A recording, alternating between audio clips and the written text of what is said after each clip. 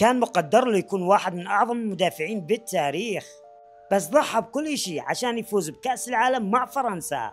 بسنة 2019 برشلونة تعاقد معه كموهبة كبيرة ب 25 مليون يورو، وكان من أكثر قلوب الدفاع الواعدين بأوروبا.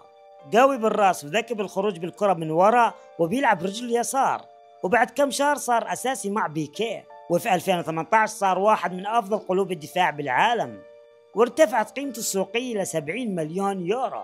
بس بنفس السنة كل شيء انهار لأنه انصاب بركبته اليسار بنهاية الموسم. الدكاترة نصحوه بعملية فورية، لكن كأس العالم بروسيا كان بعد أسابيع، فأومتيتي كان لازم يقرر يعمل عملية ويغيب عن كأس العالم، أو يعمل علاج تحفظي ويلعب وهو متألم. وكنا بنعرف شو اختار، لعب كأس العالم وهو مصاب، حتى أنه سجل هدف الوصول للنهائي لفرنسا. بالنهاية فازوا بكأس العالم، بس كان الثمن غالي. تخيل اليوم عمره 31 سنة ومن غير نادي وقرب يعتزل.